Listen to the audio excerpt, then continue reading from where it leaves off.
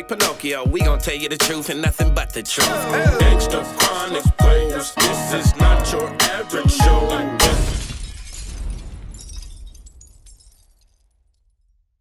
Yeah, you know what it is. Another episode of the Gangsta Chronicles, and I'm with the homeboy, Big Steele. Yeah, y'all know what it do. How y'all feeling out there today? Man, shit, we good, man. You know, it's been a whole bunch of the talk of the town. The last few weeks done been, you know, we just celebrated 50 years of hip-hop. Yeah, right. You know, 50 years of hip-hop, man. And, you know, hip-hop is just such a subjective, it's always real subjective when people, you know, you get the barbershop banter going and people get to talking about their favorite MCs and stuff like that. Like, I'm pretty sure your top 50 list will probably be different than mine, but it may be the same. We may have some different people at different places, though, you know? Right. We may have people at different places. So, you know, the Grammys, they finally starting to acknowledge hip-hop a little something. It was still, you know, I don't think they gave us enough time, but it was a lot of people. How many MCs did they have up there on the 50 years? Shit, at least about over 20. Yeah, they had a lot of MCs up there, man. And I still think they could have gave us more time. They still kind of treat hip-hop kind of like the redhead stepchild to a certain extent, but they is giving hip-hop more love than they used to give. Remember, it didn't used to be shit. You didn't used to hear nothing about hip-hop. No, you know, we've been able to sustain for a long time now. Like you said, 50 years. So, you know, I guess just with that, you know, they felt like, you know, let us pay a little homage. You know, hip-hop's been making some money, you know, over the last 50 years. Like, again, people thought it was going to probably sputter out when we first started, you know, doing this shit. But, you know, whatever. It's good that some people got the recognition that they should have had a long time ago. You know, I didn't watch the shit, but I never do watch the Grammys. So I caught glimpse of it, caught clips, you know. It was pretty, you know, I think it was pretty cool to be recognized as far as hip-hop is concerned. Yeah, for sure. And this is who, they had Big Boy from Outkast, Busta Rhymes. He brought Spliff Star with him, De La Soul, you know, DJ Jazzy Jeff, Missy Elliott, Future, Glorilla, Grandmaster Flash, Grandmaster Melly Mel, and Scorpio. Oh, they had they had the whole Furious Five up there, look like. That was cracking. Yeah, Eiht Steele, Lil Baby, Lil Wayne, The Lox, Method Man, Nelly, Public Enemy, Queen Latifah, Rakim. I would have liked Ice-T to do Colors instead of New Jack Hustler.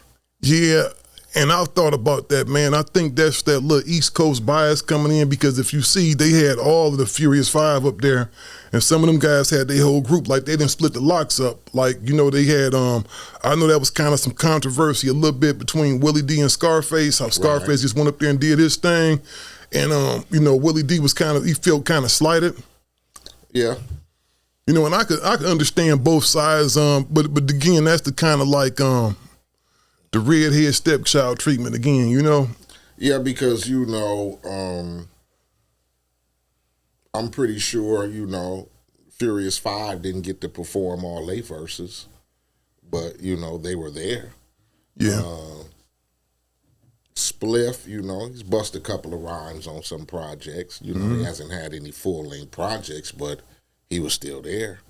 So I can get, you know, I can get Willie D's point of view. Like, you know, they only let my nigga Face, you know, Face is a real close friend of mine.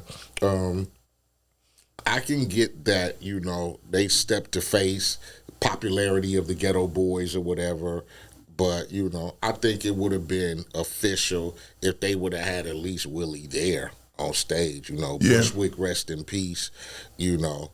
It would have been cool if all three of them could have been on stage, even though you bust in one verse, still the representation of the group. So I can get where you coming from on that.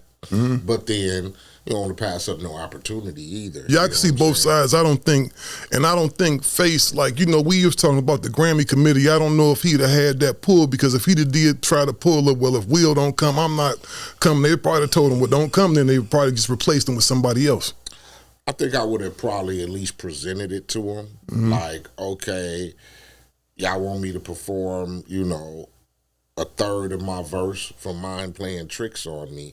is it gonna hurt anything if Willie D's on stage? You get me, during that process? What they'll say, they didn't want to pay for his flight or something like that shit. I'm pretty sure, it could have been worked out. Yeah, and I don't think Will gonna stop no plane flight from Exactly. coming up on the thing. I mean, if he was he more than invited. capable of probably getting his own ticket. So, I mean, Yeah, that's it. I don't think neither one of them was in the wrong. they had Method on there. He Yeah. did, one of his classic songs. It wasn't like, okay, we want the whole Wu-Tang up here. Yeah, at the end of the day, I'm pretty sure it's a whole bunch of people that's pissed off. Politics is politics, man. And when you're dealing with shit like this, and when you're really not in control of the shit. You know what the Grammys is. You get me? You're not in control of none of that shit. Like I said, just for them to take the step to go, fuck it. Let's have all these artists perform, in recognition of 50 years of hip hop, even though it's taken 50 years for them to recognize that we've been a mega force as far as record sales and entertainment and fans and tours and shows and all that. We've been a significant force for a long time. So, if it took 50 years, I'm just glad it didn't take 100. You get me? Yeah, and the fact that they did it at all is showing a lot of growth. A lot of our peers have passed away, within 50 years. You know what I'm saying? There's been a lot of significant artists who aren't here to witness, and a lot of motherfuckers used to protest the Grammys, you know what I'm saying, because of not having the recognition of hip hop. But, like I said, I'm glad after 50 years it gets recognized and it didn't take 100, because it'd be a lot of us gone when they decide, to do some shit like that. Yeah, for sure. One thing I think that people sleep on, man, and you was around during this era, Eiht, when gangster rap first hit the scene, I remember people would say, oh, hip hop is really on its way out. Because you remember at the time when gangster rap came, it seemed like it was a period, dude, to where you started getting groups coming from different cities, right? Like, Detroit, they had their own version of kind of like, everybody kind of had their own version of NWA in their own city, Definitely. Like you had Top Authority from Detroit, I think they was probably been from Flint, Michigan. They came out, you had the Dayton family start to arrive, you had you, and I call that kind of like the second golden era of gangster rap, because it was a time when gangster rap was pretty much running stuff. Right. You had yourself, you had Spice One, you had the Ghetto Boys, Scarface had kicked off his own solo career. I mean, anything that came out from the West Coast was considered gangster rap if you wasn't a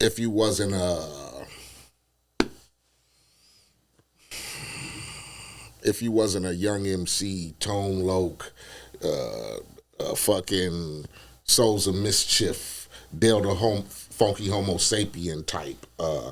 If you wasn't on that level, then you came out the West Coast, you was gangster rapper. That's it. Yeah, I think people kind of admit that because there was a lot of records being sold during that time. Definitely. And you can't sleep on the popularity that gangster rap brought because everybody was listening to it. We had our run, an era of people, curiosity. You'll get me?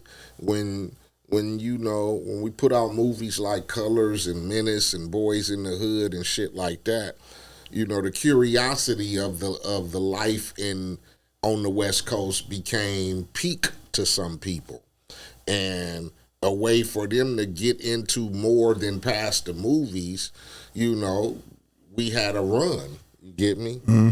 Everybody at one point in time was banging something from the West Coast, as far as Ice Cube or Easy, NWA, Dog Pound, Compton's Most Wanted, King T, Ice T. I mean, the list goes on and on. You know what I'm saying? So we had a significant run when our culture of music was introduced to the masses. You know what I'm saying? But then, like with anything, shit transitions and turns and shit. You know, it just opened the door for other motherfuckers. You know, we had the 3-2, we had the convicts, and we had, like you said, the Dayton family, and then you know everybody started popping up with their own little versions of what life is like where we from. Yeah, for real. You know, because when I first heard Top Authority, I was back in Ohio, and it was hot back there. Definitely. Just like you would ride down the street out here and hear your stuff, you know, you would hear CMW stuff, you would hear MC8, you would hear, Spice One. When you went back that way, you would hear the Dayton family. You would hear, not just the Dayton family, you would hear Top Authority. You know, MC Breeze, you almost got to consider him a gangster rapper. I mean, shit, I don't know, to us, he was, I don't know, gangster, but we would really consider it hood music. You get me? Listening to Breed, that was hood music to us. We didn't look at it as any other form. We didn't give it a title back then. We just banged it in the hood, so it was accepted. You know what I'm saying? Whether it was from Detroit or Ohio or Cleveland or whatever it was, if it spoke on neighborhood situations and predicaments, then it was accepted amongst niggas like us in the streets. Yeah, well, you know, gangster rap, I know we talk about it having this peak era, but I don't think it ever played out really. I still think, you know, because the funny part about it is anything from the West Coast is called gangster rap, but when it comes from the East Coast, it's just called hardcore hip hop, right? Definitely. Like, to me, Biggie Smalls was a gangster rapper. You know, he talked about selling dope, he talked about kicking in motherfuckers' doors. That's gangster shit to me in my book. I mean, shit. BDP was gangster too. Yeah, for real. When they first came out with Criminal Minded and shit like that. You know, motherfuckers like Just Ice was gangster to me. Oh, for sure. Rakim was gangster to me. You had niggas in the park on the basketball court, big dookie chains and pulling up in benzos. They just reminded me of the hustler aspect. Well, that's what it was. Rakim definitely dressed like a D-boy. Exactly. He dressed like a New York D-boy back then with the custom Gucci suits, the Dapper Dan custom-made suits and all that stuff. And on the West Coast, to us, them was baller niggas. Because a regular gangster nigga was in some T-shirt and khakis. Yeah, for real. A Raiders cap. Niggas get to pulling up with big benzo emblem chains on and sweatsuits and shit like that. They was the hustler niggas to us. So yeah, for real. That's what Rakim and them represented. You know, KRS and them, they represented hood niggas. You know, black and leather and coats and pistols and shooting up and niggas trying to, that's what that represented to us. So everybody had their version of what I call neighborhood music, because everybody didn't take on the gangster. Nah, we ain't the Crip and Blood type of shit. But like I used to always tell niggas, everybody has their own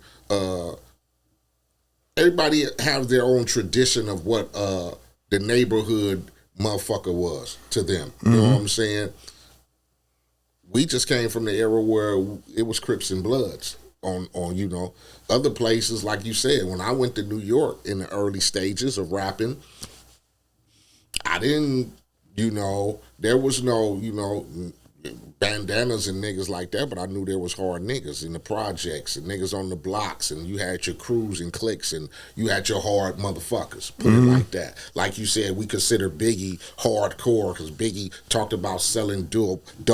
Biggie talked about bitches and the clique, the homies, and hanging out on the block and shit like that. We did the same shit, just in a different aspect. Yeah, for sure.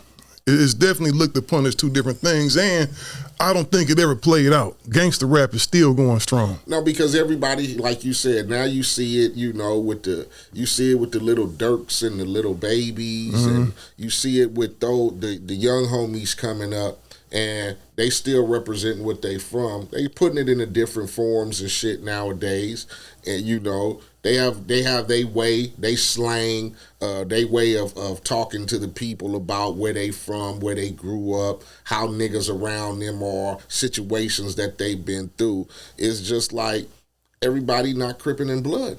Well, they call it, what they do is they got different terms now. Like they call it, they got drill music. Yeah.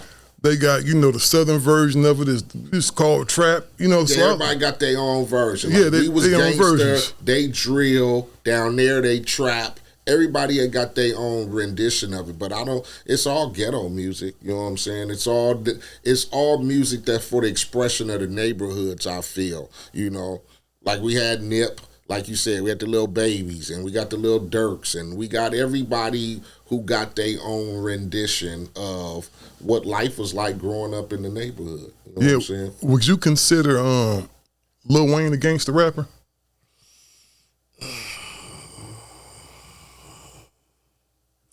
Would I consider Lil Wayne a gangster Or rapper? even better yet, question, would you consider the Hot Boys, his group, would you consider them a gangster rap group? I would consider at the time that they was representing their neighborhood and they was like some hood rapping niggas. Yeah, definitely. for sure. But Lil Wayne transitioned out of that to become,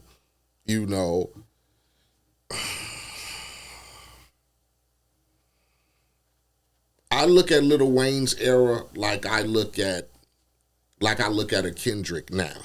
You get me? I never symbolized Kendrick as a gangster rapper. Oh, no, not. I think Kendrick had the perfect idea when he said He's a vocalist. He had visions of doing other shit, even though he spoke on situations where growing up in the hood, caught his vision. But, same thing with Lil Wayne, Lil Wayne didn't just rap about, poverty-stricken growing up in the projects and shit. Lil Wayne has songs like Lollipop and shit like that. You get me? Yeah. So, do you consider his presence, coming up, being a neighborhood nigga? Yeah, I would give him that. Because he definitely, he definitely be Sue whooping. I mean, yeah, he was claiming blood and all and that shit. You know what, dog? Like I said, as his transition went from coming from the Hot Boys and going through that blood era and Sue whooping and all that, to making songs like, you get me, Lollipop and songs of that nature, I would consider him just, an achieved artist as far as just sticking to the script of all I'm gonna talk about is Holly Grove and blood this and Sue whoop that and whatever. Mm-hmm. I mean, it's only as far as you can take that shit. Well, you know what? One thing I will say about Wayne, I know people got a habit, especially on the internet, of saying, "Oh, this dude ain't real. This dude ain't that." When I was down there in New Orleans and we was at a club, Ross was there that night. It was during it was when they had the All-Star Week down in New Orleans. When I tell you that Wayne probably had about 70, 80 dudes out there from his neighborhood just waiting, there was really niggas that looked like Bloods to me. They was really out there and they really greeted that nigga, dapped him up, they had the handshake. So we can't be so quick to say that motherfuckers is necessarily phony. They represent from where they from. You know what I mean? No, I don't. I guess people get that try to get that analogy of saying phony because everybody considers, the West Coast as the land of the originators, Crip and Blood. I mean, just like when you think of New York, they started hip hop. Mm-hmm. I mean, when you look at Crippin' and Blood and you look at L.A., yeah, that's where it came from. So when you get cliques and crews and people started, claiming and doing that shit outside of the boundaries of where it started from, I mean, same shit. We used to get criticized when we started rapping on the West Coast. You get me? Nobody played our music. East Coast radio wouldn't touch our shit. Yeah, for real. And they wouldn't fuck with the South either. It's niggas believe in what they believe in where they from. Now, you can't call a nigga phony because he ain't from Compton or L.A. or he ain't from California banging because, like you said, when you go down to New Orleans, we take our shit serious down here, too. Well, it was definitely bound to happen because when you start talking about places like New Orleans, Baton Rouge, Detroit, Flint, Chicago, those are places that's very active in the streets as well. So it was just definitely bound to happen, the word gangster rap would just infiltrate, you know what I mean? It infiltrated to the fact, like I said, niggas have always had cliques and crews, you know what I'm saying? they was Holly Grove, or we was, wherever we from, we started banging. We had the color rags and whatever. Now, when I used to take summer vacation trips to New Orleans and Mississippi as a 6-7-year-old, did I see niggas standing on corners with red rags and blue rags and shit? I never saw that shit. But like you said, shit transitions. Niggas get identities and they feel we gonna start our own shit. You get me? We wasn't the bangers of the 60s and 70s. You get me? We didn't wear leather coats and leather, fedoras and leather Kangos and represent like that. Niggas started wearing khaki suits and T-shirts and Cortez shoes. That was our transition. Not to say that shit, like you said, that shit ain't gonna happen nowhere. It's gonna pick up. Niggas gonna go, the younger generation, like, yeah, we gonna be these niggas now, and fuck it. We gonna start wearing red bandanas around. Hell yeah, because even in the fucking UK had their own version. United Kingdom, when you go over there, they had the grime stuff that was kind of like the street stuff. Then you get motherfuckers to say, oh, them niggas ain't real, them niggas ain't. But you can't question that realness, because I'll guarantee you, I've had plenty of places where I've been there where I've like, yeah, whatever. And then I'm 3,000 miles up in the snow somewhere, whoop-de-whoop, and niggas is pulling up in red hats and red bandanas, and I'm looking like, wow, you know what I'm saying? Not that, you got to be safe and niggas, wherever, but it's like you said, just the transition of it. You think that this shit is not going to fluctuate to other motherfucking places, but niggas change in transition. You know what I'm saying? I ain't going to be the nigga that, was banging in my grandfather days, nor am I going to be the nigga who was banging in my father days. I'm going to be the nigga banging in my era. You get me? And that's how the transition go. Niggas from other places start adapting. You get me? Yeah, we called Samson projects, but we going to symbolize shit with wearing red now. You get me? We just not gonna be this nigga wearing purple and this nigga wearing green and he got on some black and that nigga got on an Atlanta hat and that nigga got on a LA hat and that. Nah, we gonna symbolize everything now with the color red, so everybody know when they come to the Samson block, we wear red. Now, some niggas might not even be saying they bloods, right? But we gonna symbolize this section with red. And that's gonna be the hood's color. And that's gonna we be don't have to color. be the Samson Street Bloods, right? We just gonna be Samson boys, but we're gonna recognize with the red bandanas. And then over there, they been beefing, right? They've been beefing with the Boulder boys. So the Boulder boys gonna decide, oh, them niggas are starting to wear red. We gonna start wearing blue, or we gonna start wearing green. Yeah, man, the thing is, it's like this. You know what, man? I just had a question come in for you, Eiht. Make sure I got this right. You had a show in Tucson, Arizona, right? Right. And it was a bunch of Bloods there. Yeah. What happened with that? When I start touring, like I said, you don't know what's where. We just Crip niggas. That's what we are. We Crip niggas. So we go on tours and I go on tour, naturally we representing wherever the fuck we go. But when you go to different towns and different cities, I'm not knowledgeable on what's what. I had no idea Tucson was a blood city. And they was deep. Oh, I'm talking about the whole. We performed at we performed at something like what I could compare it to. Probably about 2,000 people. Oh, so this was a big club. It wasn't even a club. It was like a theater. Okay, kind of like with the curtains and the stage. So it was a bigger version of like sit, like you go to a college auditorium, and it's like that, and it's people. So this is at a real theater. Yes. So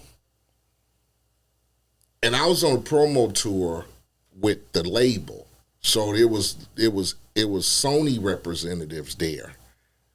And because I was doing the promo tour. So, you go to you hit a different town every night. Mm-hmm.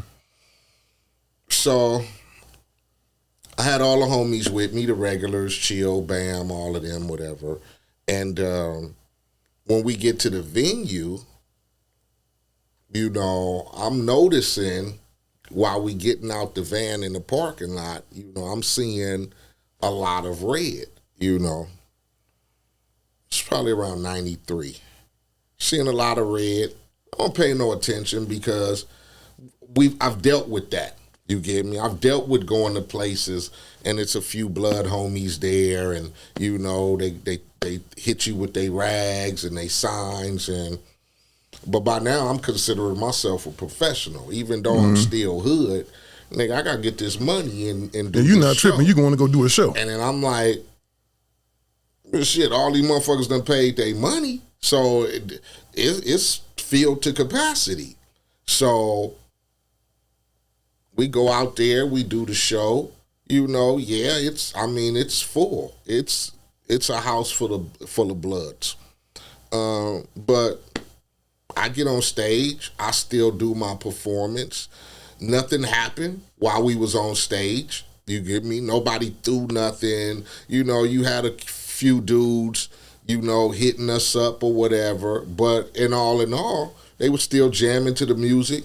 They were still, whatever. And then when it was time to leave, they got to shooting at the back door when it was time to leave. They got the shooting at the back door? Yeah. They tried to rush the back door where we was coming out of. And then so one of the homies pulled out a pistol and we was shooting back, trying to make it to the van.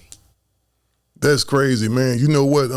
Quick and High C and them had a similar story down in Texas. I think to where a cat had lost his life. Croft told me about that story. He said, and it tripped him out because he said the dude that got killed out there, he was a fan. And he was excited about being at the show. He just got an autograph from Crawford and Quick. He was happy. Mm-hmm. And then he said that fucked him up to look over like 30 minutes later and see homeboy stretched out on the ground. He said it fucked him up. So you definitely got to be careful because I think sometimes when you go to these places, you just have to know your surroundings. Usually we pick up on stuff like that quick. Of knowing, where you at. And like I said, show must go on. The label motherfuckers, they not knowing. You get me? They thought it was a great show, didn't they? They just like, hey, it's time to perform. Mm-hmm. They're not understanding they're not understanding the seriousness behind. Like this ain't nothing to play with. Like somebody could really lose their life tonight. So it came with the territory because of once I started making records, you get me, I still wanted to symbolize with being from the neighborhood. So everything was blue, videos, everything, stage, everything. So it wasn't like I was having to yell Crip on records and shit, and be like, I'm from here and I'm from there. But fans take sides sometimes, eh? Well, fans already knew. Yeah. So that was the disadvantage right then because, like I said, growing up in Compton and in being compartmentalized in just that area. Like I didn't used to go nowhere. I was just in Compton. My only thing was going on family, trips every other year to Mississippi. And that was it. Outside of that, I didn't know what the fuck was going on with the gangbanging world. So as I started maturing and I got into this shit, it's Bloods over here, it's Crips over here, Crips over there, Bloods over there, Bloods over there. But then, like you said, this shit is venturing out. So we pull it up in Phoenix. Okay. Now you starting to, as I'm starting to make repeated rounds every year. Okay, Phoenix, they got Bloods. Over here, they got Crips. Up in here, they got Crips. Utah, they got Crips. Over here, they got Bloods. This city, they got Bloods. So you just start trying to navigate. Yeah, you know what? One of the things I was going to tell you, man, was this during that time you and Quick had your little situation? Yeah, this was during that time. So you could already, like I said, fans be trying to take sides. Fans are going to take sides, especially when they gang-banging fans. Now, it wasn't to say that blood niggas wasn't buying CMW records, but still, when it came to representing their cause, yeah, like I said, I went to Milwaukee to do an in-store, and about 20 Bloods show up to get autographs. And it wasn't even tripping. Oh, they was tripping because they was trying to have me sign the autographs and putting, what Crips didn't write. You get me back then. And back then, I considered myself still to be in... you was still in full gangbang mode. Exactly. So... It was a touchy situation because them as fans watching videos and hearing the beefs and shit like that, they already knew what we was about because we showed up. Everybody got out the van in all blue, and now you in a town where everybody trying to be Bloods, so they come to the sign in. They want to stand in there and think you're intimidated, but you these niggas from California, so it's a touch and go situation. But yeah, we got out of most situations. We left without any because even though we was representing, I still looked at it like we were out of bounds. So before we just start taking off on niggas, we just gonna be cool and shut the fuck up and get the fuck back in the van and get back home. That's how I always looked at it. I never looked at it like we gotta show these niggas that what that California like and won't. I always looked at it like I got 6-7 niggas with me on the road and we all need to get back to Compton. So before we just start banging on niggas and whatever, I'll sign your autograph. I ain't gonna do that, but all good. Good looking, homie. Good looking for coming out. Good looking for buying the tape. And it's like at that point, a motherfucker got to bite their tongue because it's like, okay, so what do we do now? Because they're not tripping. You get me? I don't know what the aspect of was. Yeah, we gonna go up here, and if they get to tripping, we gonna get to tripping. And these niggas probably got pistols in the car and shit. So what you do is you cater to the motherfucking bullshit. Oh, no, it's all good, homie. Yeah, we know where we at. It's all good. Good looking. Here your autograph. Can we take a picture with you? Oh, yeah, no problem. They want to throw up their blood signs and all that. It's all good. Yeah, for real. And you know what's a trip, man? You man. gotta learn how to play this game, man, especially when it's entertainment shit. And, like I said, when you got other people's lives on your hands, you just got to approach it differently, as far as with the gang banging and, niggas wanting to, prove they worth or whatever, know. You know what the crazy part is, though, dog? I think the first gangster rap song to come out was, and I would say this was like a real big song for gangster rap, Eiht Steele, 6 in the morning, right? Definitely. When I remember when that first came out, I was actually in Ohio and I heard that and it made me really feel like I was in LA, But then when I hear Ice say he was influenced by Schoolie D, and I would go back and listen to the PSK record, that was some gangster shit. Him talking about his neighborhood. Yeah. The Parkside Killers, you know what I mean? That was my first rendition of gangster shit. I mean, we used to bang 6 in the morning. Like I said, we had 2 vets from Compton who just made TDK tapes, who would talk about all the neighborhood situations of selling dope and gang banging. And so, but as far as commercialized records and shit like that, we used to bang PSK.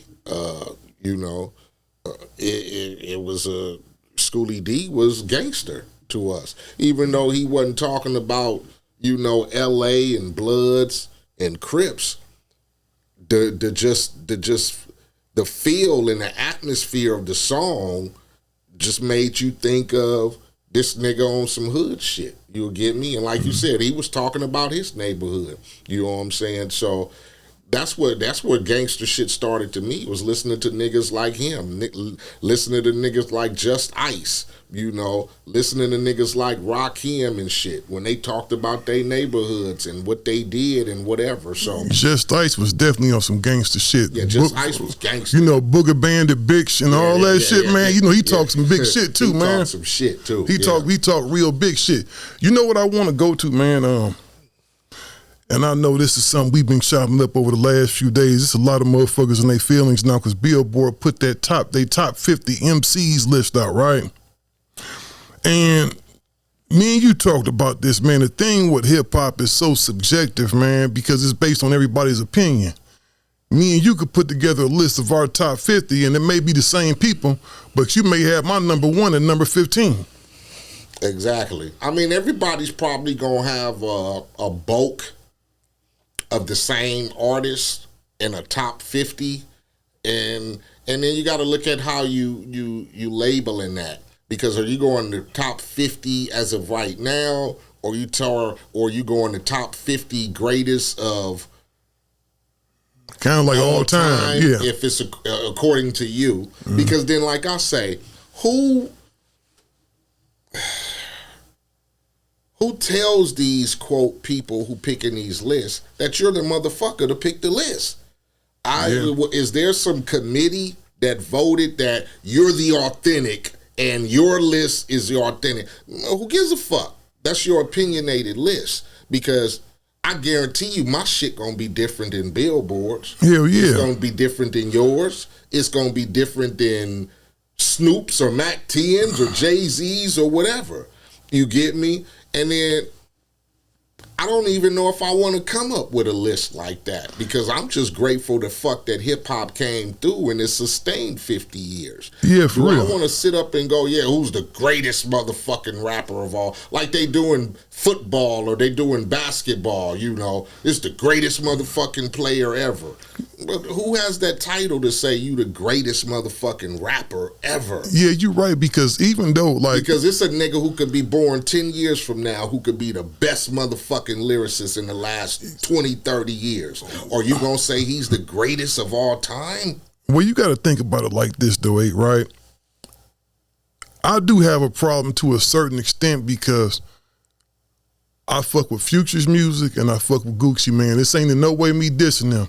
But to me, them motherfuckers not really rappers to me. I listen to everybody's shit at least once or twice. I don't give a fuck who you are. And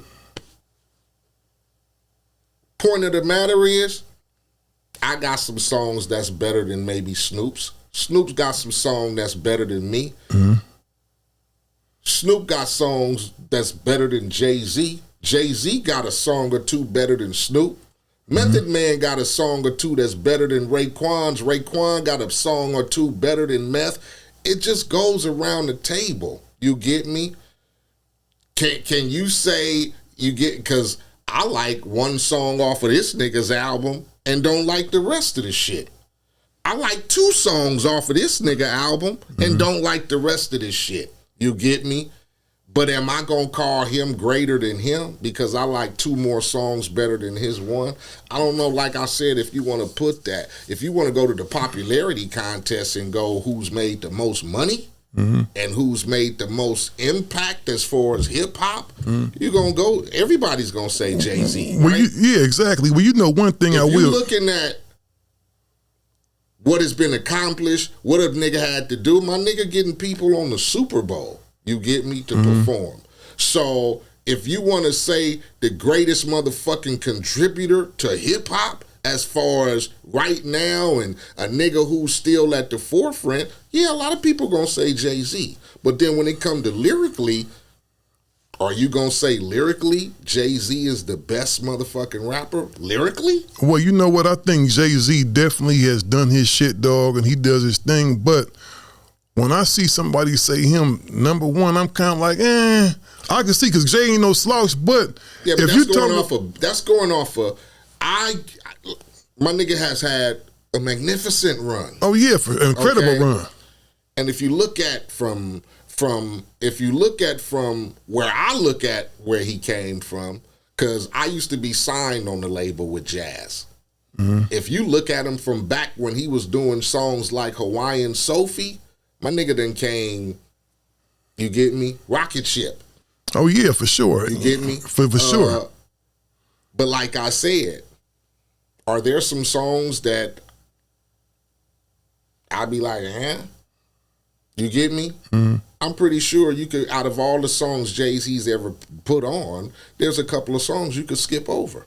Oh yeah, for sure. I don't. He's definitely had some songs that I skip past. But when you say influential, who's another billionaire rapper? Yeah, that's real shit, though. Who's a motherfucker who's got, you get me? My nigga got this, and he got this. And he married to Beyonce. And then his wife is this. Mm-hmm. And then, you know, my nigga sitting at the table with this motherfucker. And he's sitting at the table with this motherfucker. You know, there's a lot of niggas that's on that category. He do his shit, and that's what I was going to say. Birdman got a gang of motherfucking money. But he ain't sitting at the table with motherfucking Sir French Ham of fucking Paris. But this is what I was going to say about Gucci Mane. I don't think Gucci Mane is necessarily the most lyrical motherfucker, but as far as Atlanta hip-hop goes, everybody that's somebody that came in the game came in that motherfucker through him. From the Migos to Young Thug, all of them dudes was with him originally. Everybody has their preference of music, and like I said, when music transition and it ages and it goes to the next level, I mean, everybody's gonna have a hero. You get me? Mm-hmm. Do I listen to some Gucci Mane songs? Yeah, I've listened to a few. Is it somebody like, you know, that I'm a bump in my car, you know, like just, oh man, put that Gucci back on, put that Gucci. That's my preference. Well, they said Gucci better than Eiht Steele too. Eiht Steele to me is way down too low, dog. They got Eiht Steele at 45, dog. Eiht Steele made the list, though. And then you got to think of somebody who's been in the game for 50 plus years rapping. For him to be on the list of Billboard's top 50, that's some shit. Accomplishment. That's some accomplishment. I think they definitely should have had you on this motherfucker. Because let's face it, Ice-T ain't made a song in, 20 years? Maybe longer. Yeah, he don't been making some appearances lately, though. He don't been making some features lately. But you get me? And then, that's my nigga. But he wasn't everybody's favorite rapper. Yeah, that's true. You get me? Really, really think about my nigga Ice-T and where he came from and whatever, and then think about the rappers that they got above him. For him to say at this day and age that Billboard considered him one of the top 50, he could have been 49, and I'd have still would have been like, that's gravy. Well, guess who number 50 is, dog? Guess who number 50 is Rick Ross, who I think makes impeccable music. I think everything across the board as far as what an MC encompasses, I think Rick Ross is complete. You know, he picked good beats. He's made some nice music. Yeah, he picked good beats. He lyrical. He got some good music. But like I said,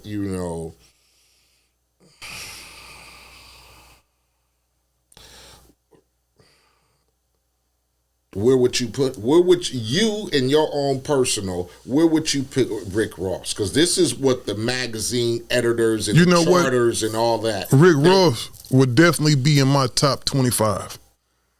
I would have to put him in my top 25, and I'm gonna tell you why.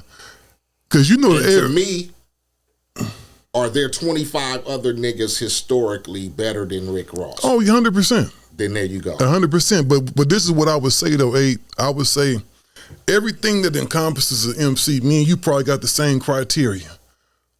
You got the same criteria, right? Motherfuckers been battle tested. You and Quick had y'all legendary battle. You know what I mean? If you an MC and you stay around, that's kind of like your test of time. You go run into somebody that you gonna have some kind of conflict with, and you gonna have to lyrically, that's what make hip-hop hip-hop. It ain't about who got the biggest guns. It ain't about who can scrap the most. It's about bar for bar, who go handle who.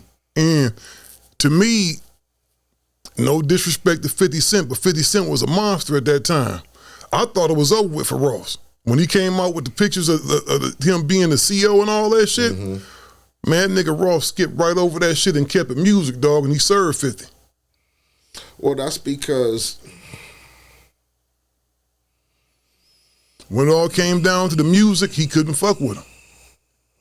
He musically couldn't fuck with 50. Everybody has different, you know, everybody has different ideas. And I think the same shit to myself when I'm picking music or when I'm writing raps or whatever. Everybody has different directions with their music. It's just some people have better ears than other motherfuckers. Now, you know, has Rick Ross music been, yeah, he's had some cracking shit. 50 Cent, his first album, you could say every beat on that motherfucker his first album was immaculate. But then I didn't really like The Massacre. Yeah. I didn't really like Candy Shop and shit like that because I thought that the transition of him coming off of Getting Rich and Die Trying, I always call it like the money curse. Like a nigga be hungry as a motherfucker when he first in there, and the nigga starving, eating bologna sandwiches and smoking $5 stress sacks and shit like that. And then next thing you know, a nigga get a couple of million put in his pocket, and then life goes from the struggle to, nigga, I've been this. Yeah. It kind of clogs your judgment and your pace. And it's hard as a young nigga to stay focused, dog. When you start getting that paper in like he was getting and all that, dog. And it changes for some niggas. You gotta remember, I'm gonna go from niggas getting shot and slanging to now I got all these fine bitches in the candy shop. And you get me? The transition. Sometimes you gotta stay consistent with what got you there. Yeah, and I just think with Rick Ross, even though he started doing, you know, he was doing a lot of the lady songs and focus on, but he still stuck to the transition of hustle music. I'm gonna keep the mentality that I'm a hustler. He stayed a D-boy. He stayed a D-boy. Stay hustling music, and then some niggas be wanting to experiment. You know, I'm rich as fuck now, so now I want to have some motherfucking symphonies in the background, and I want to do, you know, niggas want to change their thought direction for like you said, the money changes a lot of niggas. Yeah, and 50 you go from drinking 40 ounces of 8-ball to drinking Cristal, your whole image is gonna change. It's a different, yeah, like a motherfucker. You know what though? One thing though, bro. One thing I will say about 50 is, he's a great songwriter because them records he gave Game was a motherfucker that hated to love it and all that other stuff, and this is how we do. Maybe if he'd have kept them records for his second album, that motherfucker might have been another classic. Yeah, like I said, some people, you know, but that was him probably thinking like a businessman. Sometimes you got to get out of thinking of self, and especially when you're trying to build an empire and a label and all that. Yeah. You know, you got to think, because a lot of niggas who jump on that aspect, they drop the ball. And I say with Game, you know, going back to him, his first album was a motherfucking classic. Definitely. Game's first album was a classic, and I know 50 did some records on there, whatever, but even outside them records, he just had some shit. And I think if he'd have kept on, honestly, I think he probably left G Unit too early.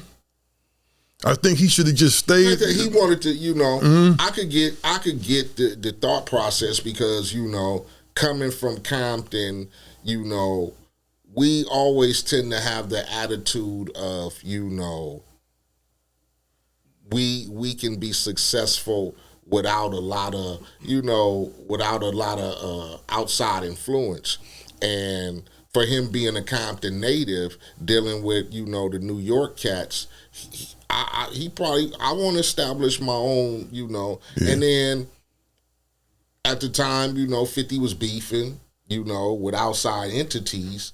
And Game didn't want to be bothered. He didn't want to be involved in all that shit. I mean, it happens to a lot of us. Like, you know, I don't want to get caught up in your beef with That's that. real you know? shit, yeah. I'm cool with that nigga. I did a record with that nigga. So I can feel that. Hey, do you think Game's first album, do you think the whole first album was 50. What are the chances of getting that amount of top tier producers on your debut project? Shit.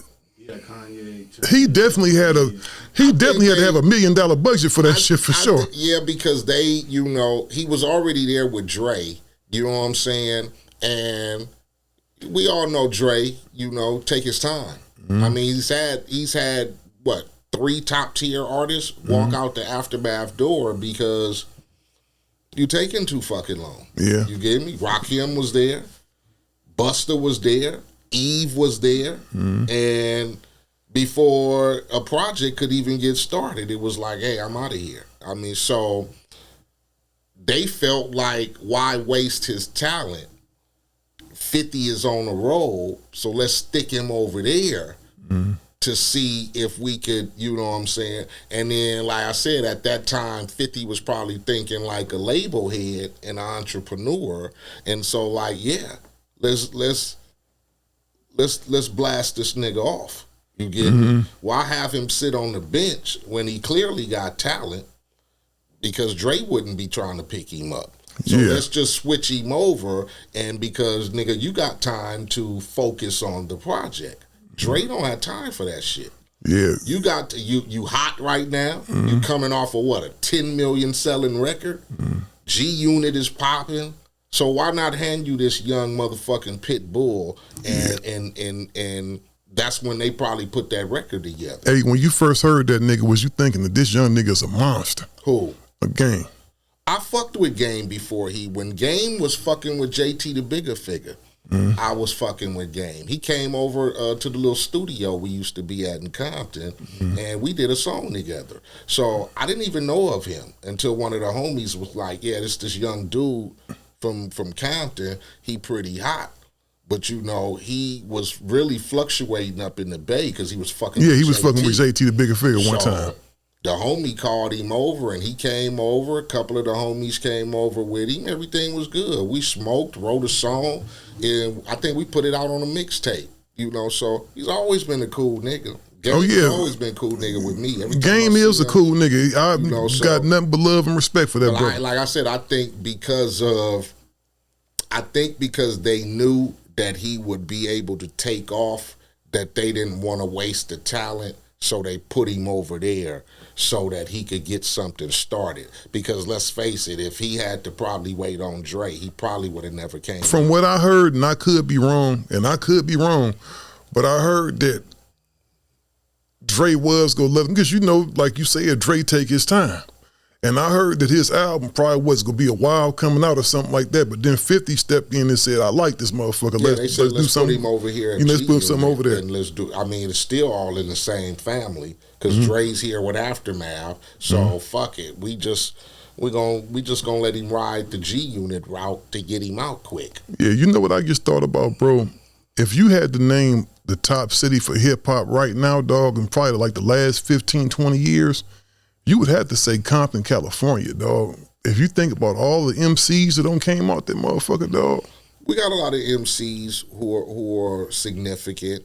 I don't take nothing away from nobody else. Oh, definitely can't. But you think about it. We have been able to hold our own as far as our place in this 50-year hip hop. I mean, we had Toddy T.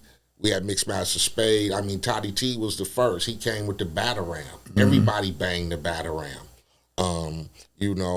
We had Dre come. We had Easy come. I came. Quick came. Second to None came. High C came. Kendrick Lamar. Fucking Kendrick came. King T came. The Venus and Serena came. You get me? Compton has always been prominent. Football players, coaches. Compton has always been significant with, exposing the talent of these young black youths, you know what I'm saying, who come out of the city.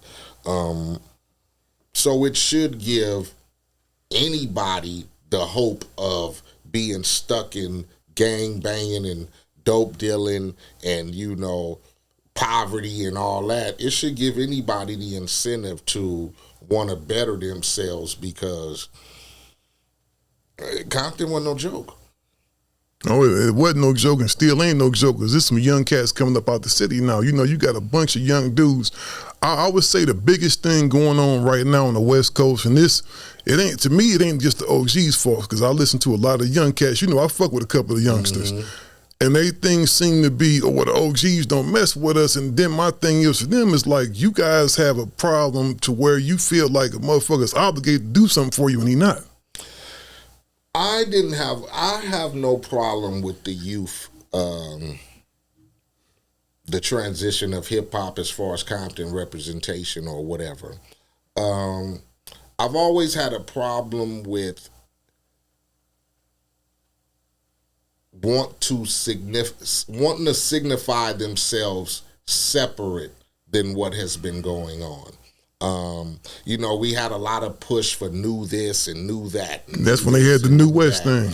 And I just look at it as what is the, you know, what is the situation where young up and coming rappers feel like, I'm not saying that you got to, because you don't owe a motherfucker nothing, just like I don't. You get me? You don't owe me no recognition. You don't owe me no motherfucking, oh, MC8, you came before me and whoop-de-whoop, because I just look at it, it's just the way our city was built. You get me? Nobody recognized nobody. So I don't look at it like, but I do have a problem with sometimes, you know, not wanting to, not wanting to basically acknowledge what the OGs have done. That, you know, you ain't got to praise me for being one of the first. You ain't got to praise me for making songs like Hood Took Me Under and All for the Money and Straight Up Menace and Growing Up in the Hood and just going from here to Timbuktu, speaking on Compton and letting everybody know what Compton is about and not even glorifying myself in raps. Nigga, it's Compton. That's all I wanted a motherfucker to know. So you don't even got to recognize me for that, for being one of the dudes who, while you're able to get in the studio and say blood or Crip or fuck a nigga on the record. Because in my day, you couldn't do that shit. Well, you know what I'm going to set up. We had to go through sacrifices, you know, for that shit. I had to go through not having records played or videos played or not being able to perform certain places because motherfuckers didn't want a Crip nigga coming into town. Yeah, that's true. And where you used to get letters or hit up by police departments and saying you get your ass arrested if you come to town and perform. That's what niggas like us had to go through back in the early days. Y'all don't have to go through that shit now. You know what I would like to do, dog? And he a pretty good friend of mine. Like, shout out to my boy High C, Crawford Wilkerson. You know, High C. I'm going to have Quick and him fall through, dog. I'm going to try to get him and Quick to fall through up here, dog, just so we can talk about that, because I don't think people got an idea of the sacrifices and groundwork that y'all all laid, because, you know, I definitely don't think you get enough credit, dog, and that's just because you my nigga. Like you said, don't nobody owe it to you, but it's a lot of shit that you influence that people don't speak on sometimes, right? Now, there's people that do give you your props. People speak on the negativity of what we did back in the days and say, and there's too much of that. It says it influences what's going on with the youth nowadays. People say that we should be responsible because of the youth killing and rapping about shit like that. And I just say one thing. No motherfucker influenced me to do shit. When I got in the booth and I started rapping about the hood took me under and I got jacked, and that's because it was the shit I was doing.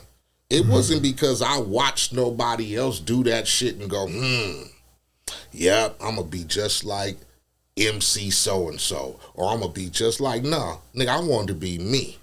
So I don't know what the confusion is about motherfuckers saying influence, because didn't the motherfucker influence me? Yeah, we had the Martins and the Malcolms in school and that type of shit, but when I was 12 years old and I hit the block because we needed money and niggas was struggling, there wasn't no influencers in me. My influence was to get that motherfucking money.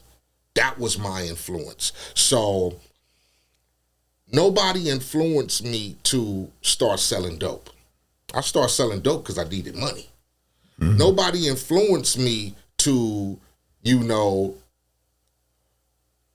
oh, you better gangbang. No, I want to gangbang because I want to be from the hood. You get me? I didn't have that influence. So a lot of motherfuckers go, oh, y'all influenced me to do this and y'all influenced me to do. You a weak motherfucker. Because you can't, no nigga influenced me to do nothing. I had that incentive because as a youth, I had a choice, right? I could stay the fuck in school and try to be something, but then I look at my surroundings and look at where I'm from. Nigga, please, you better get you a motherfucking sack and hit the block, because nigga, you ain't going nowhere. So I didn't have any influence. So when people go, y'all influence, because so-and-so is over here killing, and they killing up there in Chicago, and they killing here, and this nigga's rapping about popping a motherfucker, and this nigga rapping about popping a motherfucker. We couldn't do that shit on records. So how was the influence coming on the records? Because I couldn't say I was finna go pop a nigga. Label wouldn't have put it out. They definitely had a different set of standards. They had a different set of standards back then. Shit, nigga, if I was on a video and was portraying like a nigga was gonna get popped, they gonna ban that shit. So it's a lot of things that we went through that the rappers and the entertainers are able to get away with today. You couldn't make a song 30 years ago talking about wet ass pussy. No, you couldn't, because They you know wouldn't what? have had that shit, man. Two Live Crew So used to go to jail behind that shit. Used to go to jail. They used to go to jail for having bitches get on stage twerking. You get me?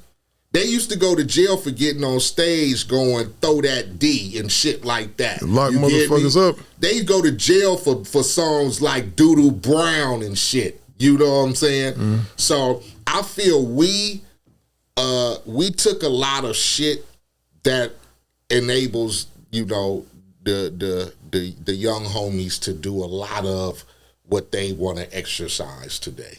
You get me? They are able to do what the fuck they want to do today, because we went through those band periods, getting stickers slapped on your albums, getting your CDs ran over by the church members and shit. Like, we went through that. They don't doing that shit today. You went through that, yeah, I remember that. They doing that shit today. You don't see them out there running over Cardi B motherfucking CDs because she telling girls you should rap about your wet ass pussy. You get me?